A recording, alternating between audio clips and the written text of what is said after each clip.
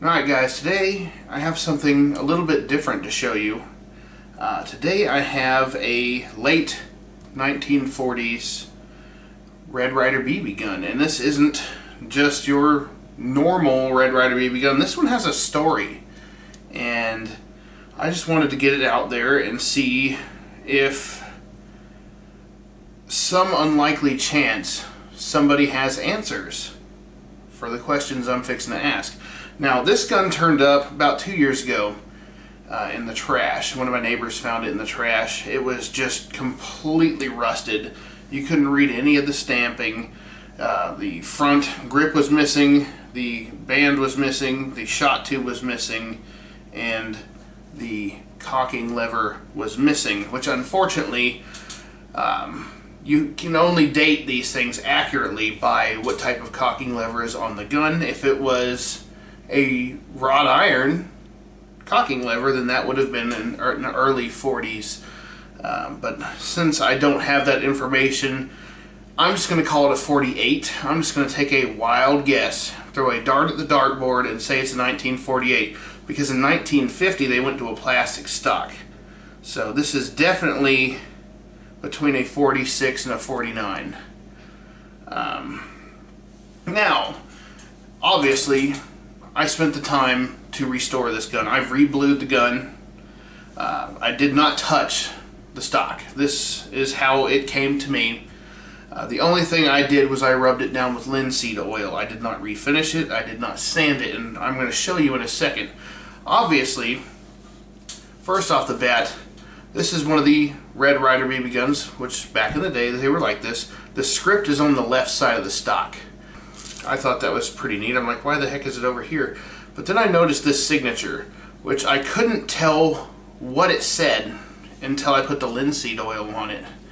But this is a Fred Harman stock. Now, Fred Harman is the creator of the Red Ryder comic strip, and Daisy needed a new face of the company because Buck Jones passed away. And he didn't just pass away. Buck Jones died trying to save people from a burning building.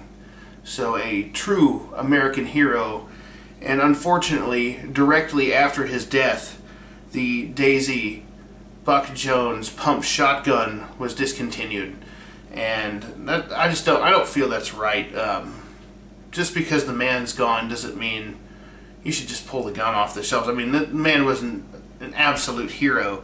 So if anyone at Daisy is watching this video, please re-release the Daisy Buck Jones pump shotgun. I'll buy 2 of them. Just re-release them, just for Buck Jones. But this gun in particular spoke to me because this has an inscription on the stock.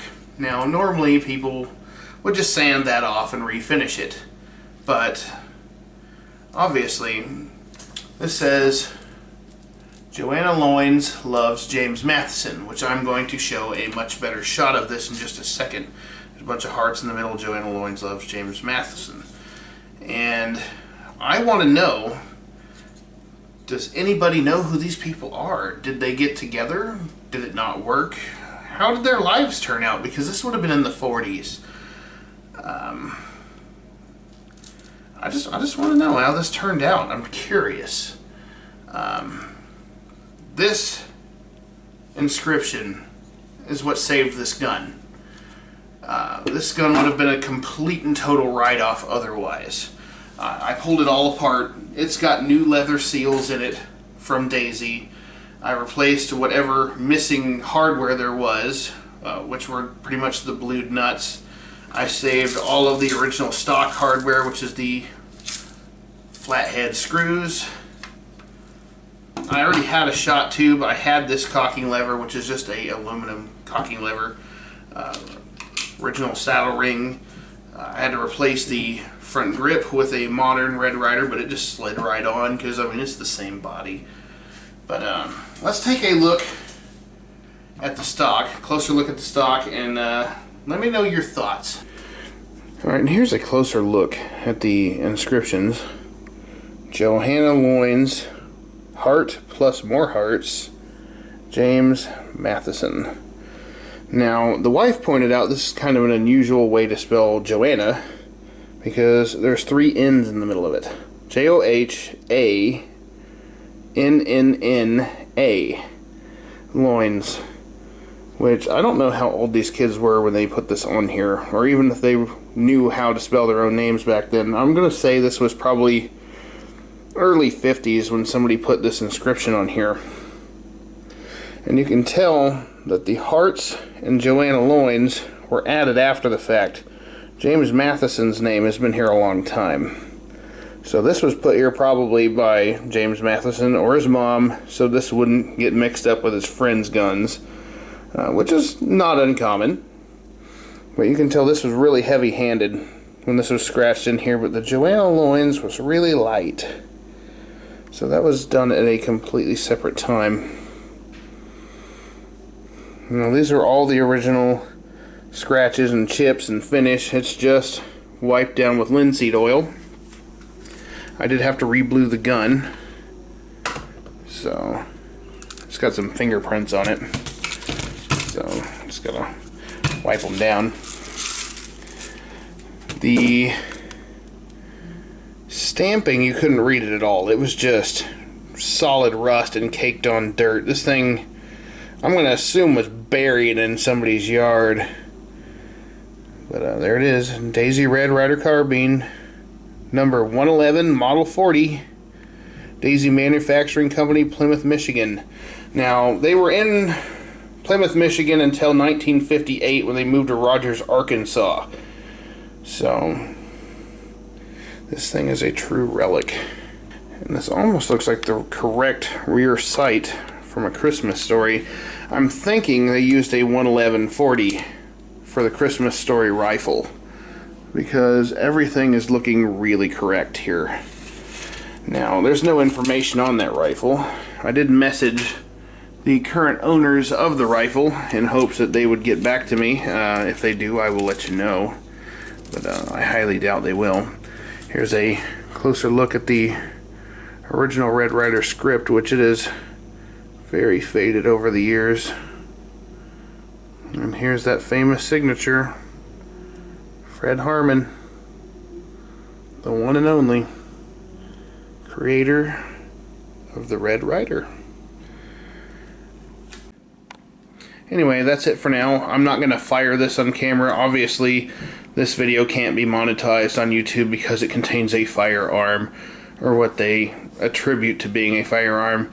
I just want to point out that anytime you're handling even a BB gun, toy gun, always treat it like it's a real gun that's loaded. Always wear safety glasses when you're shooting one of these. Don't shoot your eye out. I have to say that. Let me know what you think. This thing was found in Lake Worth, Texas about 2 years ago. So if there's anyone out there that knows what the meaning of this is, because this is historically significant to some family's life. This is part of their past. And I wonder, would they want this thing back? I mean, I really like keeping it. I mean, it's a very nice gun and all, but I would like to know. Did Johanna Loynes get with James Matheson? Probably not. Unfortunately, young love doesn't usually last, but it's kind of a cute story. At least it was important enough to save the entire gun. So anyways, if the previous family of this gun is watching, somehow if you find this video at any point in the future, the gun is being well taken care of, completely restored. I do shoot it every now and then just to make sure it still works. I put only the zinc plated BBs in it, so if the gun ever has the inclination to corrode, the BBs will corrode first because there's zinc, and it does stay fully loaded at all times. I'm not going to touch the trigger because obviously I don't want to get in trouble with YouTube. So Let me know what you think of the gun. Thanks for watching as always, and I will see you guys next time.